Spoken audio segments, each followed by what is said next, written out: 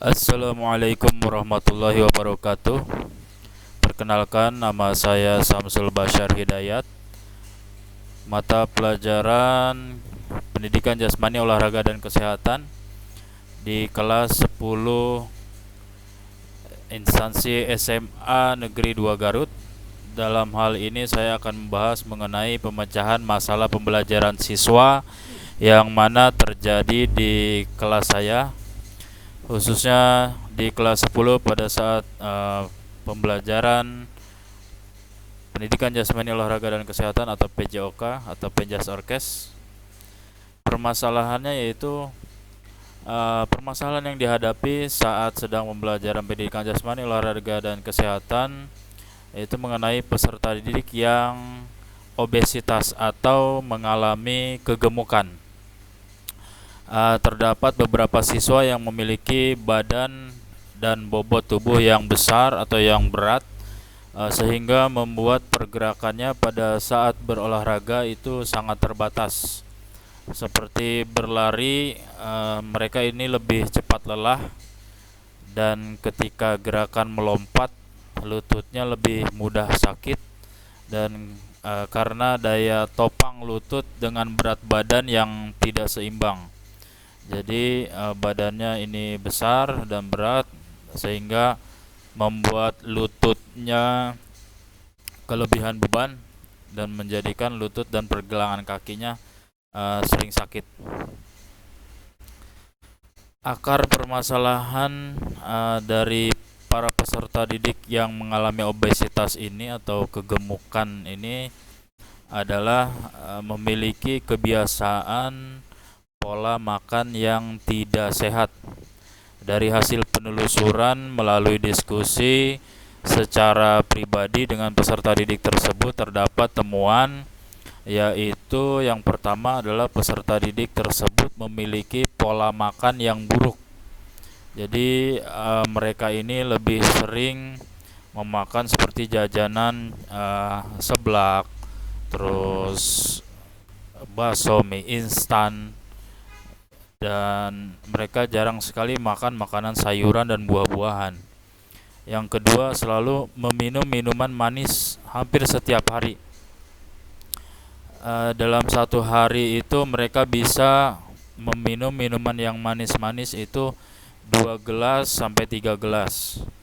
Bahkan ada yang hampir sama sekali setiap harinya itu tidak meminum minuman air putih atau air bening atau air tawar. Jadi anak-anak yang mengalami obesitas ini, mengalami kegemukan ini, mereka lebih senang meminum minuman yang manis, baik ketika di rumah, di luar rumah, ataupun di sekolah. Yang ketiga, makan makanan cepat saji dan tidak sehat setiap hari. Seperti yang sudah saya katakan di awal tadi, bahwa mereka ini senang sekali makan makanan seperti fried chicken, ya, makanan yang banyak mengandung pengawet dan juga tentunya nilai gizinya sedikit.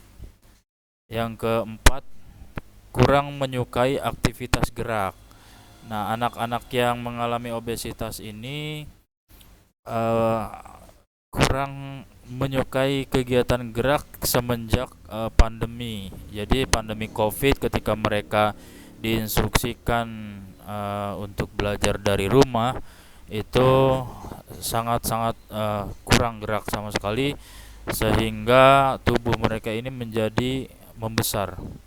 Tubuh mereka ini menjadi lebih berat dan lebih lebar. Alternatif solusinya yang pertama yaitu peserta didik ini sedikit saya bedakan dalam aktivitas pembelajaran. Ketika praktik khususnya, jika temannya yang lain itu berlari sebanyak 5 kali, maka dia hanya berlari sebanyak 2 kali, agar minimal dia tetap bisa bergerak walaupun geraknya terbatas dan cepat lelah. Jadi agar tidak merasa sakit juga di lututnya, bagian tubuh yang lain, tetapi bergerak ini juga penting agar mereka ini tubuhnya senantiasa harus diolah, karena makanan dan kalori yang di dalam tubuh mereka ini sangat begitu banyak.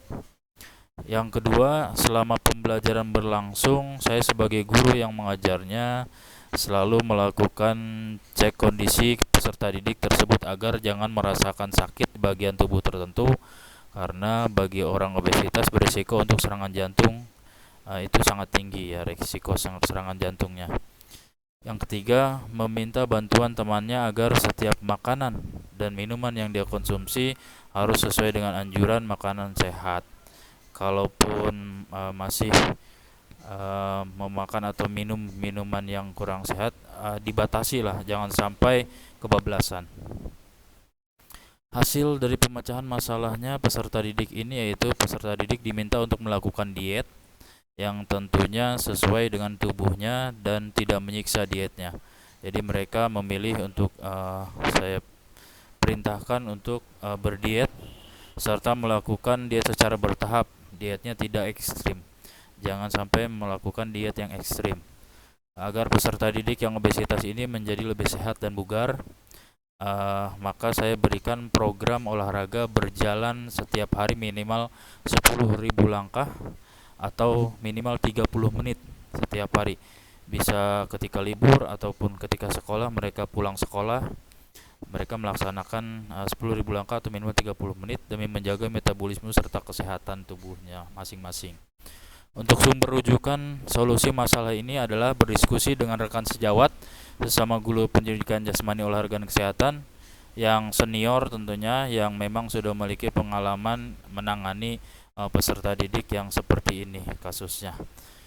Baik, demikian, terima kasih yang bisa saya sampaikan untuk pemecahan masalah peserta didik yang obesitas ini, agar mereka tetap bisa menjalankan aktivitas olahraga dengan baik dan juga tentunya tidak menyiksa tubuh mereka, dan juga mereka merasakan manfaat agar bisa tetap hidup sehat. Terima kasih. Wassalamualaikum warahmatullahi wabarakatuh. Salam olahraga.